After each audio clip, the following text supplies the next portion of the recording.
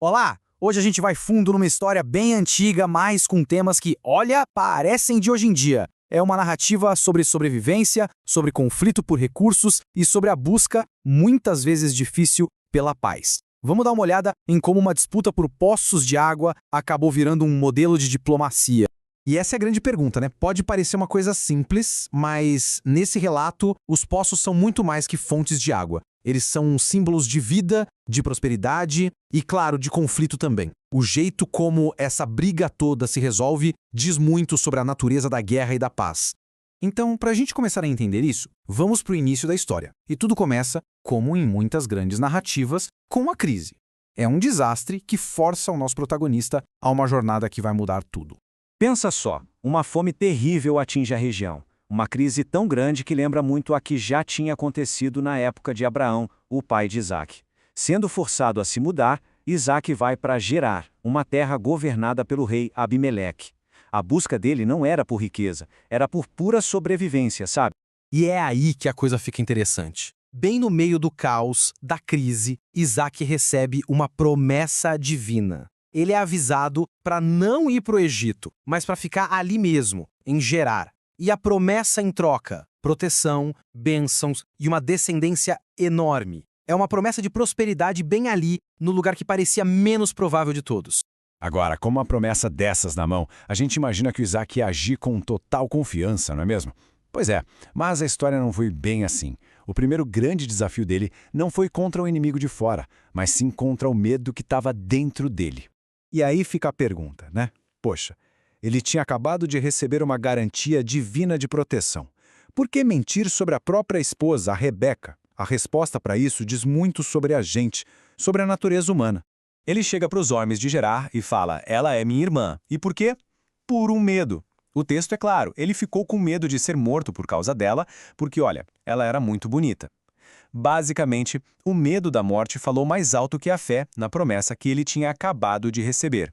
Mas, como dizem, mentira tem perna curta. O rei Abimeleque tá lá olhando pela janela e de repente vê Isaac e Rebeca no momento mais íntimo. E aí, pronto, a ficha caiu. A cobrança veio e foi direta. Abimeleque não ficou só bravo com a mentira, ele ficou preocupado com a culpa que o povo dele poderia ter carregado. O mais irônico de tudo é que é o rei, que não era do povo dele, que acaba agindo para proteger Isaac, dando ordem para ninguém encostar um dedo nele ou na esposa. Então, a gente sai daquele conflito interno do Isaac e entra numa treta bem pública, bem real. Aquela promessa de prosperidade, ela se cumpre. Só que junto com a bênção, vem também os problemas novos e bem grandes. E não é que a promessa se cumpre? E de um jeito assim espetacular. Imagina só, no meio de uma terra sofrendo com a fome, o Isaac planta e colhe 100 vezes mais do que plantou. Dá para ter uma ideia do impacto disso? Ele não só sobrevive, ele enriquece a um ponto de se tornar extremamente poderoso. Claro que uma bênção desse tamanho não ia passar batida, né? Pois é, essa prosperidade toda acaba gerando uma reação bem ruim. Os filisteus, que moravam ali, começam a ficar com uma baita inveja dele. E o que eles fazem? Vão direto na infraestrutura dele. Eles entulham os poços que o pai de Isaac, Abraão, tinha cavado, enchendo tudo de terra.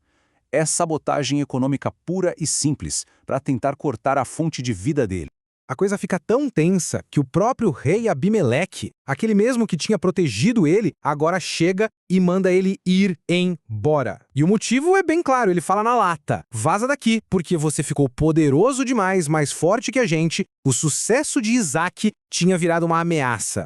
E aqui que a gente vê a estratégia do Isaac. Em vez de comprar a briga, ele simplesmente se muda e continua cavando. Ele vai lá, reabre os poços antigos do pai dele, mas os pastores de Gerar arrumam briga pelo primeiro poço. Aí ele chama o poço de Ezeque, que quer dizer contenda. Beleza, ele cava outro. E o que acontece? Brigam de novo por ele. Esse ele chama de Sitna, ou seja, inimizade. Então ele se muda mais uma vez, cava um terceiro poço e, ufa, nenhuma briga. Ele chama esse de Reobote, que significa espaço aberto, e fala, agora sim o Senhor nos deu espaço para crescer por aqui. É uma lição de persistência, sabe? Não de revidar na mesma moeda.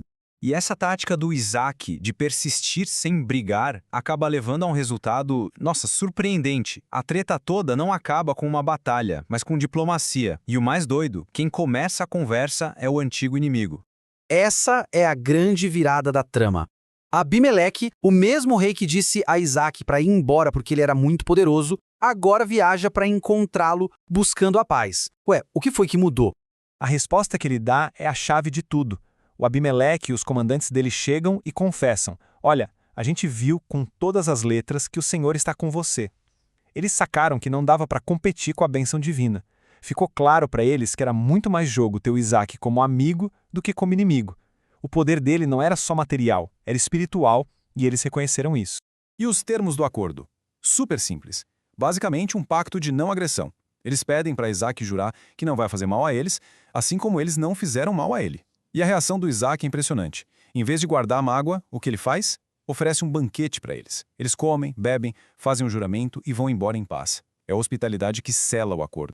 E a história se encaminha para o final com um último ato que sela de vez essa nova amizade e deixa um legado que dura até hoje na geografia e na história daquele lugar. Olha que coisa. No mesmo dia em que eles fazem o juramento, os servos de Isaac acham água num poço novo. O timing é perfeito. Então Isaac batiza aquele lugar de Berseba, que quer dizer o poço do juramento. Ele conecta para sempre a descoberta da água, que é a vida, com o juramento, que é a paz. Só que a história não acaba num felizes para sempre completo.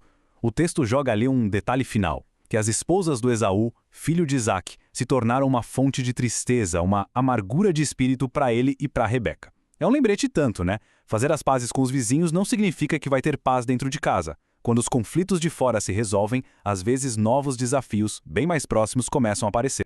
E tudo isso nos leva a uma última reflexão.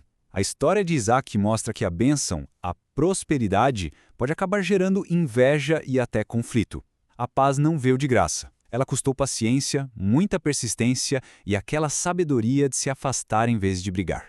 E no fim das contas, foi quando os dois lados reconheceram que havia uma força maior em jogo que os inimigos finalmente se tornaram aliados. Valeu por acompanhar a gente nessa jornada.